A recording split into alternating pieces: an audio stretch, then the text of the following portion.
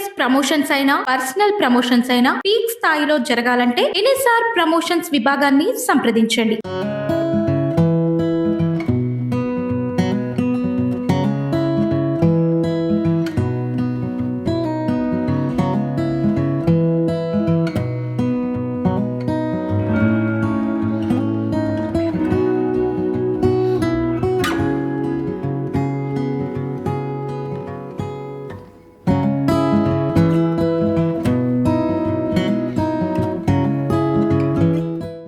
నమస్తే, నేను మీ సాయి ప్రియ. మీరు చూస్తున్నారు ఎన్ఎస్ఆర్ న్యూస్. ప్రస్తుతం మనం మాజీ ఎమ్మెల్సీ కొండా మురళి గారితో ఉన్నాము. ఉమ్మడి వరంగల్ జిల్లా రాజకీయాలను శాసించగలిగే దమ్మున్న నాయకుడు ఆయన. అంతేకాదు పేద ప్రజల బాగు కోరుకునే వ్యక్తి. ఆయన ఆధ్వర్యంలో బోనాల పండుగ ఘనంగా జరగబోతోంది. సో వారితో మాట్లాడే ప్రయత్నం చేద్దాం. నమస్తే సార్.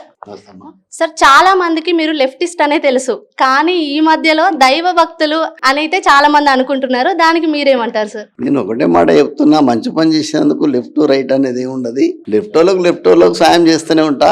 ఇటు రైట్ ఏదైతే ఉన్నదో మరి దేవుళ్ళని ఇష్టపడేటోళ్ళు ఉంటారు కాబట్టి వాళ్ళ కోసం కంపల్సరీ దేవుళ్ళ దగ్గరికి కూడా వస్తాను. నేను దేవుని గుళ్ళలో కట్టించిన ఒక 100 గుళ్ళ వరకు ఇప్పటి వరకు ఇవ్వడం జరిగింది.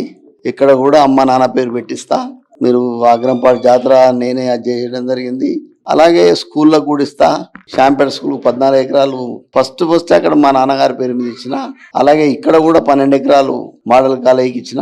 కస్తూర్బాకు మా అమ్మని ఎక్కడైతే ఫ్యూనరల్ చేసిందో అక్కడ శివుని నిలబెట్టి అది కూడా ఇవ్వడం జరిగింది.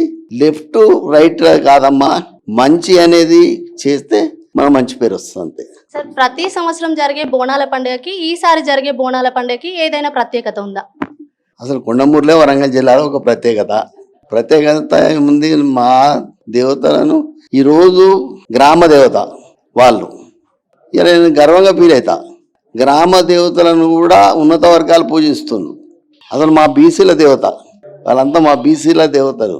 ఎందుకంటే కాయ కష్టం చేసి వెనకట వాళ్ళు ఆదివారం రోజు ఒక కొబ్బరికాయ కొట్టుకొని 3 రాళ్ళు పెట్టుకొని ఓ దీపంతో పెట్టి ఇవి పోషమ్మ, ఇవి మైసమ్మ, మేము పోలేరమ్మ అని వాళ్ళు మొక్కి ఆ రోజు వాళ్ళు పండుగ చేసుకునేది.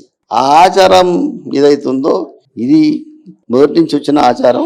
దాన్ని నేను కూడా రెగ్యులర్గా మా కాడ చేయడం జరుగుతుంది. వరంగల్ తూర్పు ప్రజలకి ఏం గిఫ్ట్ ఇవ్వబోతున్నారు? వరంగల్ తూర్పు ప్రజలకు గిఫ్ట్ అంటూ ఒకటే మాట చెప్తున్నా. ఇప్పటివరకు ఇండ్ల విషయంలో పారదర్శకత ఉంది.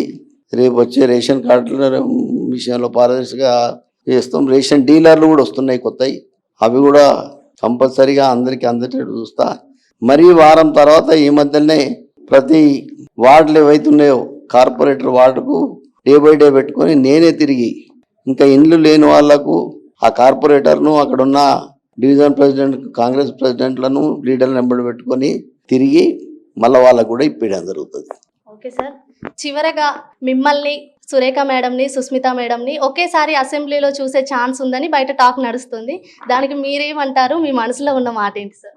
ఇప్పుడు ఎవరి అదృష్టం వాళ్ళకు ఉంటుంది. మీకు ఒకటే మాట చెప్తున్నా, కొండా సురేఖ 45 ఏళ్ళ బట్టి ఎమ్మెల్యే అయితేనే ఉన్నది. నేను ఎమ్మెల్సీ అవుతున్నా 3 ఏళ్ళ ఉంటుంది, పోతా ఉంది. ఒక్క నమ్మకం అవుతున్నది, కొండా సురేఖ, కొండా సుస్మిత పటేల్ ఇద్దరు మాత్రం అసెంబ్లీకి పోయే నమ్మకం అవుతున్నది.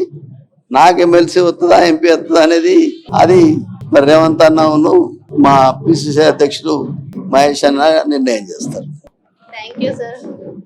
చూసారు కదండి, సుస్మిత మేడంని, సురేఖ మేడంని చూసే ఛాన్స్ అయితే ఉందని అయితే సార్ చెప్తున్నారు. కెమెరామెన్ మహేష్తో సాయి ప్రియ, ఎన్ఎస్ఆర్ న్యూస్.